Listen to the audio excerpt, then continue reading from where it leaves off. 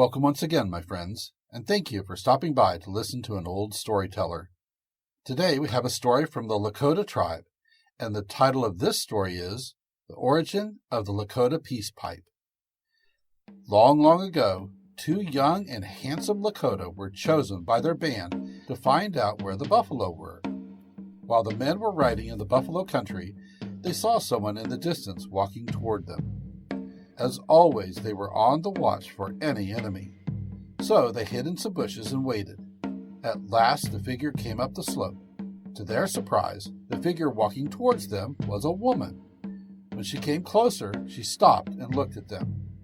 They knew that she could see them, even in their hiding place. On her left arm, she carried what looked like a stick and a bundle of sagebrush.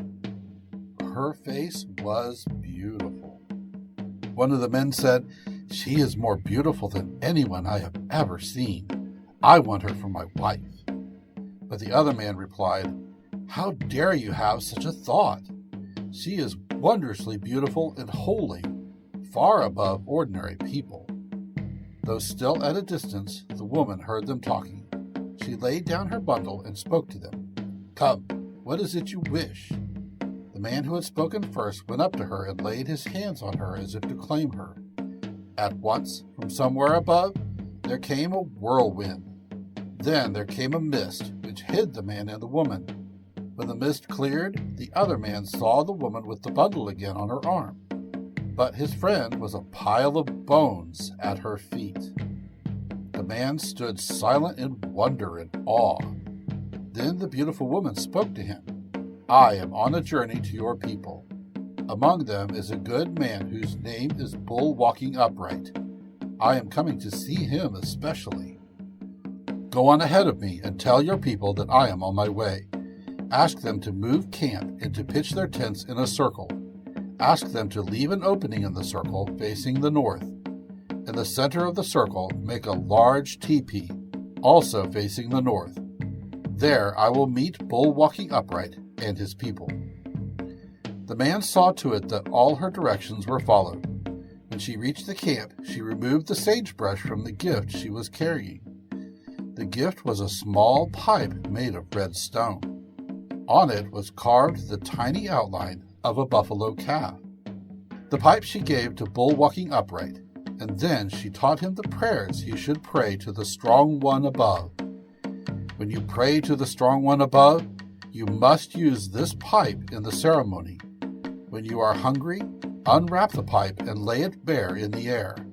Then the buffalo will come where the men can easily hunt and kill them. So the children, the men, and the women will have food and be happy. The beautiful woman also told him how the people should behave in order to live peacefully together. She taught them the prayers they should say when praying to their Mother Earth. She told him how they should decorate themselves for ceremonies. "The earth," she said, "is your mother. So, for special ceremonies, you will decorate yourselves as your mother does, in black and red, in brown and white. These are the colors of the buffalo also. Above all else, remember that this is a peace pipe that I have given you. You will smoke it before all ceremonies. You will smoke it before making treaties. It will bring peaceful thoughts into your minds. If you will use it when you pray to the Strong One above and to Mother Earth, you will be sure to receive the blessings that you ask." When the woman had completed her message, she turned and slowly walked away. All the people watched her in awe. Outside the opening of the circle, she stopped for an instant and then lay down on the ground. She rose again in the form of a black buffalo cow. Again she lay down and then arose in the form of a red buffalo cow. A third time she lay down and arose as a brown buffalo cow. The fourth and last time she had the form of a spotlessly white buffalo cow. Then she walked towards the north into the distance and finally disappeared over a far-off hill. Bull Walking Upright kept the peace pipe carefully wrapped most of the time. Every little while he called all his people together, untied the bundle, and repeated the lessons he had been taught by the beautiful woman. And he used it in prayers and other ceremonies until he was more than 100 years old. When he became feeble, he held a great feast. Then he gave the pipe and the lessons to Sunrise, a worthy man. In a similar way, the pipe was passed down from generation to generation.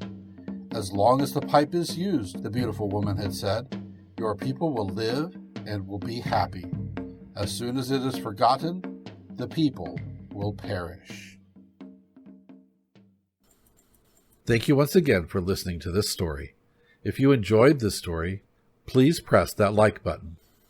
Also, please help an old storyteller out by subscribing to my channel. The next story will be posted in a few days, so until then, may your story continue to be a good one.